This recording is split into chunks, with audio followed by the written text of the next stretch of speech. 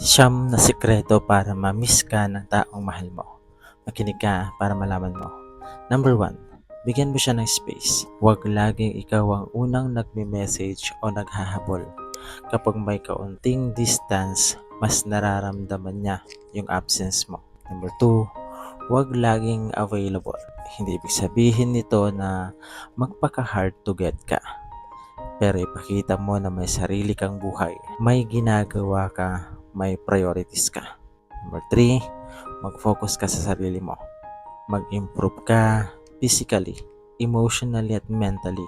Kapag nakita niyang nag-grow ka, mas lalo kang magiging attractive at memorable. Number 4, iwanan mo siya ng good moments. Kapag magkasama kayo, make it meaningful. Kahit simpleng bonding, basta masaya at genuine yung babalikan niya kapag wala ka.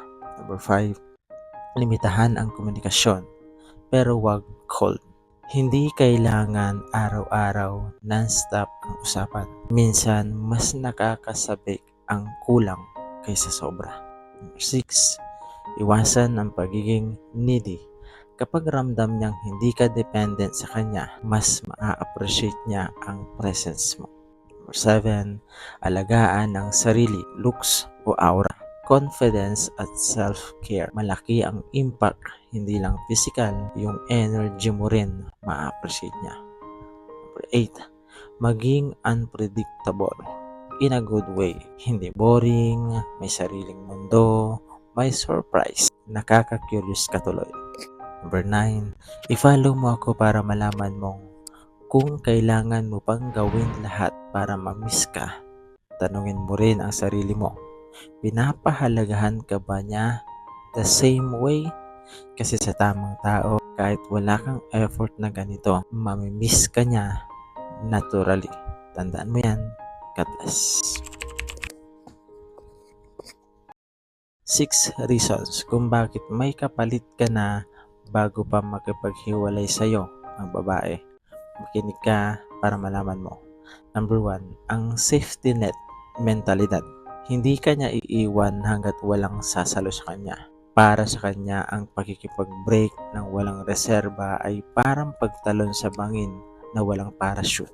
Mas pipiliin niyang mag-cheat emotionally or physically kaysa maranasan ang pagiging mag-isa. Number 2, tapos na ang laban bago mo pa nalaman.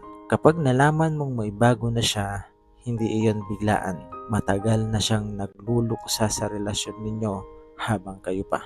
Sinisecure lang niya ang susunod niyang lilipatan bago niya formal na sunugin ang tulay ninyo. Hindi siya naka-move on ng mabilis. Matagal na siyang nakaalis, hindi ka lang na-inform. Number 3, hypergamy at upgrade illusions. Sa psikolohiya, ang monkey branching ay madalas bunsod ng paniniwalang nakahanap siya ng better option, mas financially stable, mas nakakaunawa o mas may excitement. Ginagawa kanyang bench warmer habang tinitignan niya kung papasa sa kanya yung susunod na prospect niya. Number 4, takot sa emotional vacuum. Yung tipong maraming babae ang hindi kayang harapin ang katahimikan pagkatapos ng breakup at ang bagong lalaki ay nagsisilbing distraction para hindi niya maramdaman ang guilt o ang sakit ng paghiwalay ninyo. Ginagamit niya ang bagong relasyon para takasan ang sarili niyang issues. Number 5, validasyon mula sa ibang tao. Nawala ang spark o bilib niya sa iyo. Kaya humanap siya ng bagong source ng validation. Ang atensyon ng bagong lalaki ay nagpapatunay sa kanya na attractive pa rin siya. Mas mahalaga sa kanya ang ego boost ng bago kaysa pinagsamahan ninyo. Number 6, i-follow mo ako para malaman mong hindi lahat ng babae o lalaki ay ganitong uri. Minsan talaga may mga ganito talagang tao na hindi na iniisip kung ano ang mararamdaman mo. Tandaan mo yan. God bless. 12 signs na tapos na ang relasyon ninyo kahit kayo pa. Makinig ka para malaman mo. Number 1, wala nang excitement sa presence ng isa't isa. Parang routine na lang ang lahat. Number 2, hindi na kayo nag-uusap para mag-connect. Nag-uusap na lang kayo para mag-function. Mas madalas kayong tahimik kaysa masaya at hindi peaceful kundi cold silence. Number 4, puro unresolved issues. Paulit-ulit ang away, paulit-ulit na rin yung sakit. Number 5, hindi na kayo nagtutulungan na mag-grow. Parang hinihila na lang ninyo pababa ang relasyon ninyo. Number 6, wala nang effort to understand each other. Puro pagod, puro distance. 7, hindi mo na siya takbuhan kapag may problema ka. May relasyon ka pero parang nag-iisa ka. Number 8, mas marami ka ng dahilan para mag-leave kaysa mag-stay. Number 9, pinipilit niya na lang maging okay sa harap ng iba pero privately, wasak na. Number 10, hindi niyo na pinag-uusapan ang future together. Parang wala nang tayo sa mga plano. Number 11, alam ninyo pareho na tapos na pero takot lang kayong umamin. Number 12, i-follow mo ako para malaman mong hindi porket kayo pa, buhay pa ang relasyon. Minsan, matagal nang tapos pero hindi nyo lang mabitawan, maamin. Tandaan mo yan. God bless. 6 reasons kung bakit gustong-gusto ng babae ang atensyon at compliments. Makinig ka para malaman mo.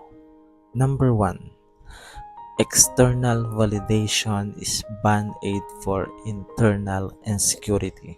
Alam mo yung kapag hindi niya kayang mahalin ang sarili niya ng sapat, kailangan niya ng boses mo para punan yung pagkukulang na iyon. Number 2, attention is her security blanket. Sa psychology ng maraming babae, ang kawalan ng atensyon ay katumbas ng rejection. Kapag hindi mo siya pinapansin, ang default thought niya, may iba na ba siyang tinitignan? Number 3, the explore page anxiety. Yung tipong hindi lang ikaw ang kalaban mo. Kalaban mo ang algorithm. Kailangan niya ng higit na papuri mula sa iyo para maramdamang mas lamang siya sa lahat ng nakikita mo sa screen. Number 4, compliments are the update button. Hindi sapat para sa kanya na sinabi mo noong isang buwan na maganda siya. Kailangan niya ng confirmation ngayon na hindi ka pa nagsasawa. Number 5, silence is interpreted as coldness. Ang peace and quiet para sa lalaki, madalas abandonment para sa babae yon. Ang atensyon ay proof na safe pa rin ang space niya sa buhay mo. 6, i-follow mo ako para malaman mong ang babaeng iniisip mo ngayon habang pinapanood itong video ay kailangan mong bigyan ng atensyon at compliments para hindi siya mag-overthink. Tandaan mo yan. God bless.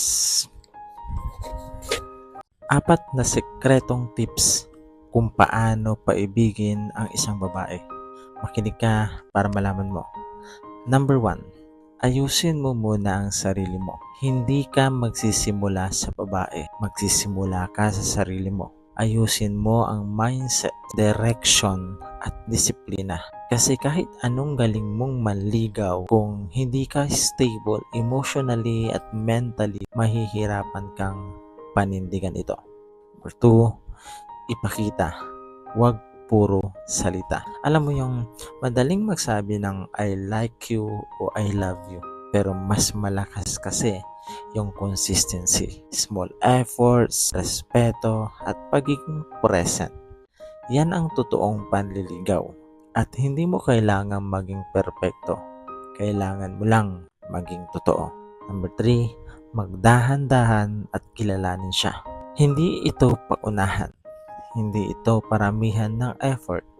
Panliligaw is connection. Hindi performance. Alamin mo kung compatible kayong dalawa. Hindi lang kung gusto mo siya, kundi kung tama ba kayo para sa isa't isa. Number 4, i-follow mo ako para malaman mong hindi sa itsura o antas ng buhay ang tinitignan ng tamang babae para mahalin ka. Ipakita mo lang ang tunay mong intensyon at makikita mong mamahalin ka rin niya pabalik. Tandaan mo yan. God bless. 4 signs na ang partner mo ay emotionally hurting you. Makinig ka para malaman mo. Number 1, minamaliit o ini-invalidate niya yung feelings mo. Kapag nag-open up ka, sasabihin ang arte mo o wala lang iyan, unti-unti natututo kang manahimik kaysa magsalita. Number 2, ginagamit nila ang guilt para kontrolin ka. Pinaparamdam niya na kasalanan mo lahat kahit hindi naman. Napupunta ka sa point na lagi ka na lang nagsusorry kahit hindi mo naman kasalanan. Number 3, mas madalas kang malungkot kaysa maging masaya sa relationship ninyo. Sa halip na safe space mo siya, nagiging source pa siya ng stress, overthinking at pagod. 4, i-follow mo ako para malaman mong love should feel safe, not confusing. Kapag ikaw na yung nawala sa sarili mo, hindi na yan healthy. Tandaan mo yan. God bless. 3 signs na nag-stay siya pero hindi ka na talaga niya mahal. Makinig ka para malaman mo. Number 1, wala na siyang time sa'yo. Lahat tayo ay busy. Maraming ginagawa, may priority at inaasikaso. Pero obligasyon mo kasing bigyan ng oras ang taong mahal mo. At pumasok siya sa buhay mo, kaya kailangan kanyang bigyan ng time. Kahit mag-update man lang sana, kaso di niya ginagawa. So meaning, nag-stay lang siya sa'yo pero hindi ka na talaga niya mahal. Kasi wala siyang time para iparamdam na mahal ka niya. Tandaan mo, kung mahalaga ka, maglalaan iyan ng ilang segundo, minuto o oras para iparamdam na mahal ka. Kaso ang masakit na katotohanan, wala ka ng halaga sa kanyang buhay. Number 2, sobrang lamig makitungo sa'yo. Alam mo yung boring niya na ngayon, unlike noong mga panahong nagsisimula pa lang kayo. Ang lambing niya, ang haba ng mga messages niya. Tapos bigla siyang nanlamig. Kapag ganito na ang ginagawa ng partner mo, huwag kang magtataka kung hindi tatagal ay bigla ka na lang niyang iwan. Ito kasi yung senyalis na ginagawa niyang paraan para sanayin kang mawawala na siya sa iyong buhay. May iwan ka na mag-isa kasi wala na siyang pagmamahal. Number 3, may kailangan pa siya sa'yo. Ito yung sign na kaya pa siya nag-stay kasi may bagay pa siyang hindi nakukuha o hindi mo pa naibibigay. Kumbaga napapakinabangan ka pa niya, kaya nananatili pa rin siya. Nakadepende ang halaga mo sa kanya, depende sa pakinabang mo. At once na hindi ka na niya kailangan, iiwan ka na at kakalimutan na parang wala kayong pinagsamahan. Magugulat ka na lang, mayroon na agad siyang kalandian. Huwag kang mag-alala kung ganito ang ginagawa sa'yo. Mahalaga ka at hindi mo deserve ang taong hindi kayang suklian ang totoong pagmamahal na ibinibigay mo. Balang araw magsisisi iyan dahil binaliwala niya ang tulad mong tamang tao. Tandaan mo yan. 4 signs na sinasadya ng cheater para kusa kang bumitaw. Makinig ka para malaman mo.